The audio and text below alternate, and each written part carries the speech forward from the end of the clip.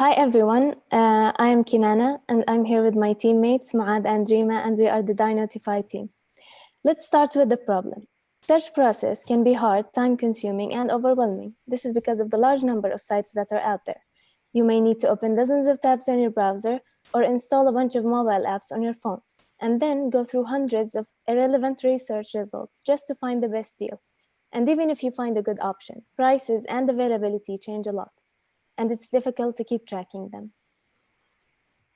As a result, people need a service that simplifies the process of online shopping. DyNotify is the solution. It's a browser extension like Honey, but for alternatives instead of coupons. Let me show you a design demo that we have created. For a specific product, integrated buttons appear on each page. For example, this button indicates that there is a cheaper option elsewhere and you can save $30 from local or global websites. An additional button, you can show prices to check if the price is real or not. Sorry, here.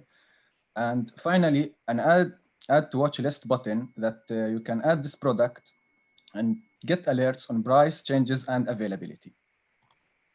In addition to the browser extension, we also created a web application where you can search in all e-commerce sites at once with specific search and get recommendations and top deals from across all sites based on your interest.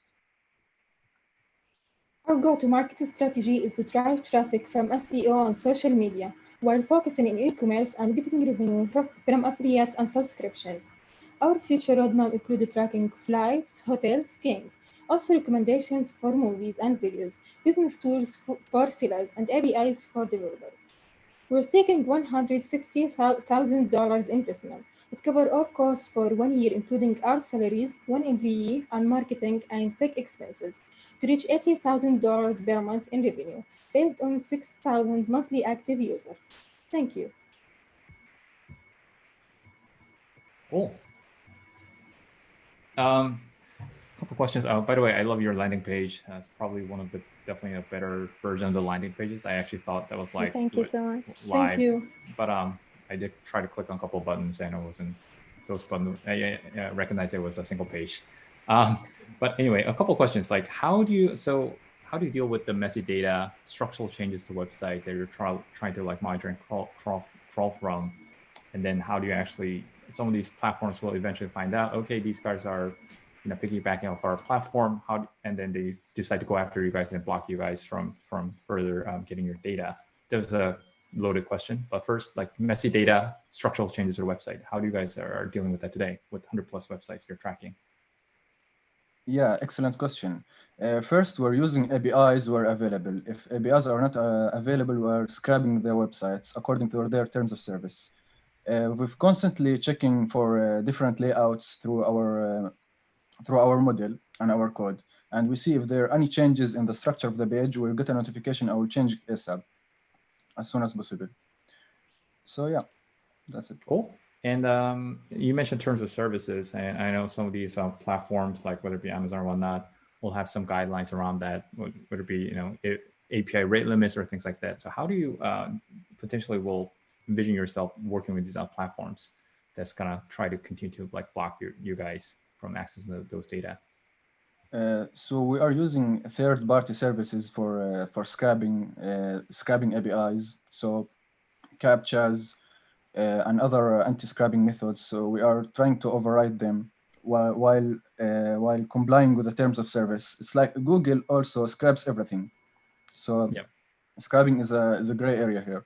But first, we are using APIs, but APIs get limited. They have issues. APIs are not available across all sites. So we are trying to using other services and getting new methods of how can we retrieve data for better. Yeah. Great. And are you guys actually live? Are people using you guys or? Not yet, actually. We expect that in like 3 to 4 months, maybe we'll start the beta version stage, but currently we're still developing. And you mentioned 3 to 4 months. What's stopping you from releasing it next month? What are the bottlenecks there?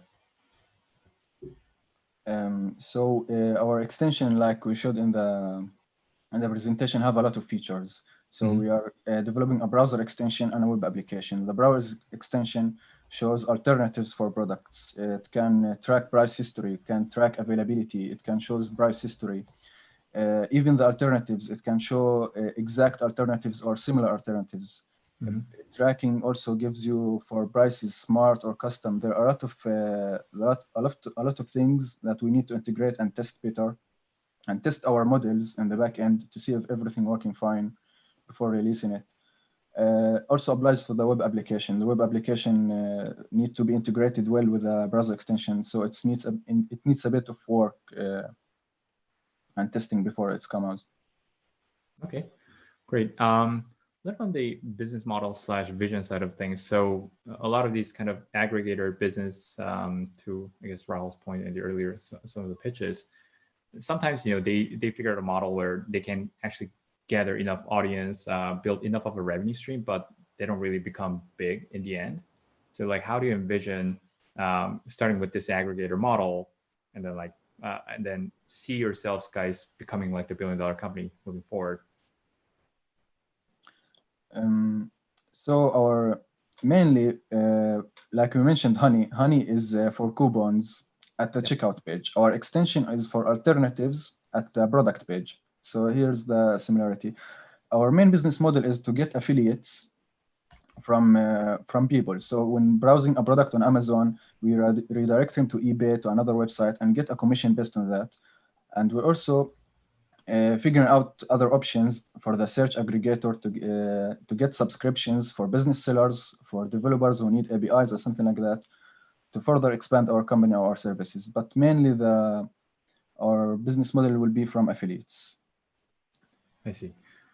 Seems like we're running out of time. So a couple of roses and thorns here. So what I like is that you guys definitely seem to focus on the quality of the product, just by judging your slides and your website landing pages. I do think these kind of things definitely require a lot of the focus on the user experience side of things. And this is a real problem. I see this all the time, including myself during coronavirus. I'm trying to get certain like cameras. It's always out of stock.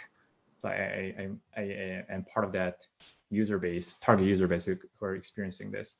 A couple of thoughts there is, I think it's really important for you guys to get to a launch as quickly as possible.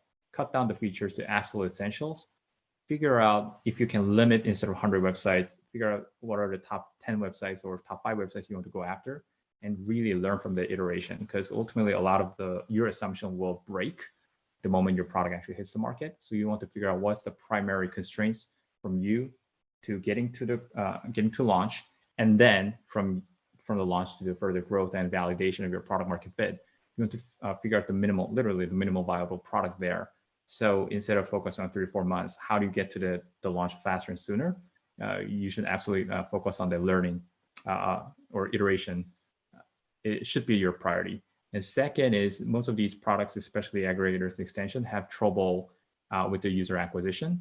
So if possible, figure out if there's a way for you to include some viral loops in there, similar to like Hotmails in the early days. Like if you invite your friends, there's a something you can quickly send out through email, or something that has a natural viral mechanisms in it. Because you mentioned SEO. SEO is good for B2B business, but for customer end user extensions, SEOs don't really work that well.